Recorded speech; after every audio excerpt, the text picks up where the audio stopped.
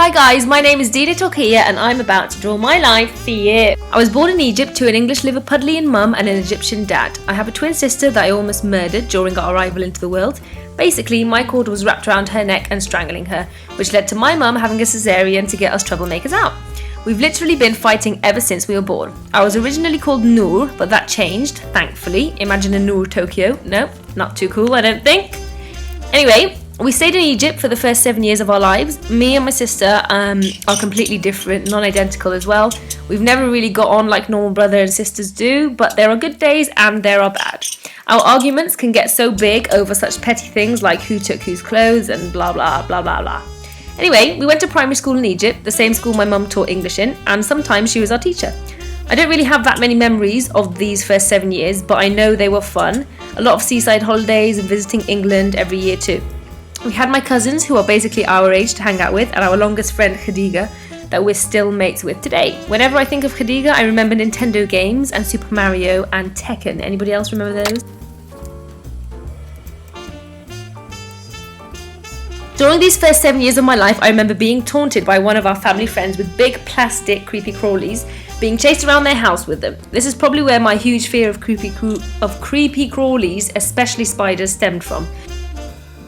I know my Egyptian Arabic used to be fluent. Sadly, it's gotten less Egyptian-like and more foreign-like over the years, but at least I can still speak, read and write the language, alhamdulillah. Notice the ha in alhamdulillah because I speak Arabic, yes. Hold on a minute, where's this thing?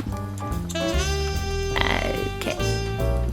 When we were 7, we decided to move back to England because the company my dad worked for in Egypt went bust.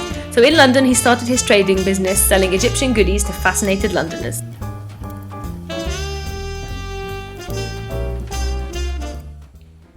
We joined year 2 primary school in Horsenden Primary School and we literally lived next door to the school gates, so getting to school was majorly easy. Primary school was so fun, I was such a tomboy. I used to play a lot of football and rugby with the boys. I remember having a match, Muslims against non-Muslims once. I also remember my best friend Nisha Chabda, who I still happen to be in contact with today. Hi Nisha. I also remember Stephanie, my footy partner. School was great, I was confident, a loudmouth and flipping loved PE and drama. I used to want to be an archaeologist because I loved digging up things and searching for treasures and ancient history stuffs. My brother Yusuf was born somewhere around this time. Then it came to high school where we went to an all-girls school, Ellen Wilkinson. Most of our friends joined us, so it was alright, but I can't say that I enjoyed it much. Found it a little bit weird walking into a classroom at lunchtime to find 2 girls making out. And I remember a lot of daddy long legs everywhere, which always freaked the hell out of me. I think Hassan, my other younger brother, was born around this time. He was supposed to be Hamza, but we ended up calling him Hassan after my Giddu, granddad, Allah yarhamu. I think we were only there for a year or so, and then my familam decided to move back to good old Cairo. My mum had got herself a new teaching job there. Me and my sister went to visit the school and get our uniforms. We found out we had to wear these weird skirt pant things that we had huge tantrums over. We all freaked out, everyone including the parents, and we all decided to move straight back to London. When we got to London, the rent for crappy houses went up, and one day my dad visited Cardiff. He came back and said, "Hey, Cardiff looks nice and the houses are way nicer and more affordable than London ones." So we moved. I remember my mum sitting us down and telling my sister and I that school was probably going to be really posh in Wales and that we might have to wear skirts. How wrong she was. We went to high school, joined mid-year 7, and it was then that we were introduced to pure and utter chabness. Haha. High school was good. My sister and I formed a group of friends. It was me, my sister, Desiree, who was the biggest diva in the group. There was Adiba, the brainiac. There was Aisha, the beautiful one. And there was Katie, the hilarious one, from the valleys. I still keep in contact with all of them now, but only now and then because everyone's doing such different things in their lives. This group of friends is really what made high school amazing. We were always laughing like hyenas around school, and I have so many good memories with our little multicultural group. My favourite subjects were history and textiles. I created my own little clothing brand concept. It was called Unleaded, and I flipping loved it. I got Desiree the diva to model for me, and she's also a model now as well, by the way. If I find some old pictures of the designs that I made, then I'll show you, because that would be quite funny, don't you agree?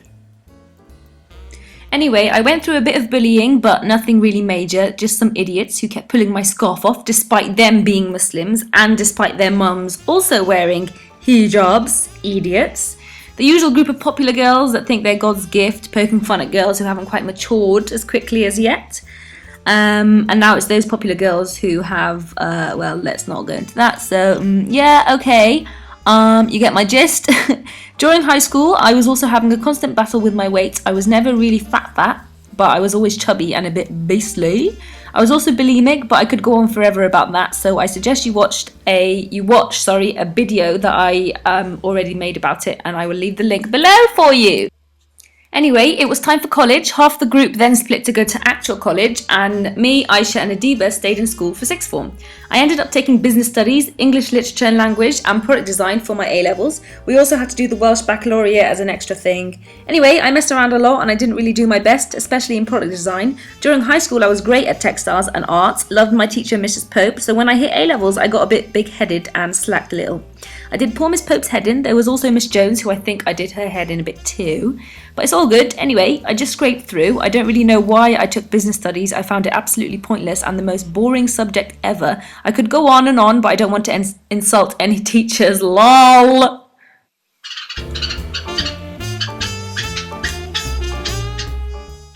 Time to apply for uni. Didn't have a clue what I wanted to do. Fashion wasn't an option at that time. I thought they would be full of inappropriate people and a hijabi wouldn't fit in. So I chose psychology, thinking that it would be juicy, kind of interesting, learning about how weirdos' minds work.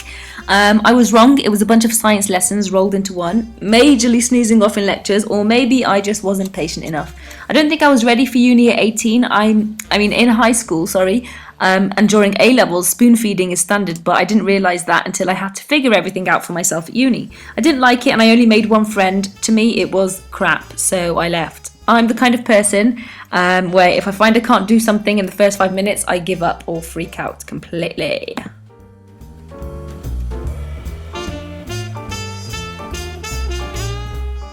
Anyway, I took a year out and worked in Vodafone call centre. I got fatter because sitting around all day answering customer complaints makes you fat.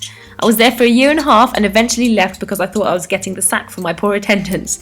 I went from call centre to call centre working and then went back to uni to study religious and theological studies.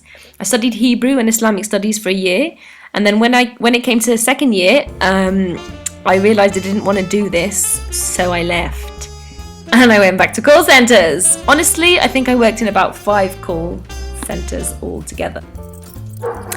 Anyway, then I thought I'd go to uni for a final time and chose to study humanities. It was the only degree I could pretty much choose what I wanted to do in, so I took a few art modules and then I took English teaching modules where I learned to teach English to foreigners.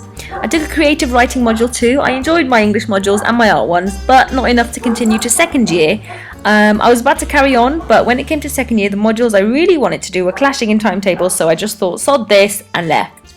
Around that time, I'd met the man who is now Le Fiancé. He was studying motion design at uni and used to help me out with my Photoshop modules. Turns out I already knew his sisters, I just didn't know that they had a brother, and a handsome one at that. So the first day of second year uni came about, and I was on the phone to Le Fiancé and told him I'm leaving uni and I'm going to start designing clothes and sticking them up on the internet. At this point, I thought long and hard about what I really loved doing, and it was then that I had remembered my textiles lessons in high school and how much I enjoyed them. He thought I should go for it and helped me so much along the way. He set up my Facebook fan page, which is where it all began really, and he's been supportive and helped me with absolutely everything ever since. That leads me to here, 2 and a bit years later, still doing the designing and blogging things. Actually, the first hijabi YouTuber I ever came across was Spaz89. I couldn't believe there was a hijabi on the internet, and I couldn't get over how there were so many Muslims in America. The hot parts of America as well, the glam part. It was only when you guys asked for me to join YouTube that I did. Halfway during Dina Tokioing, I was still working in a call centre, by the way, because it's only in the past year that I've been able to make doing what I love into a living.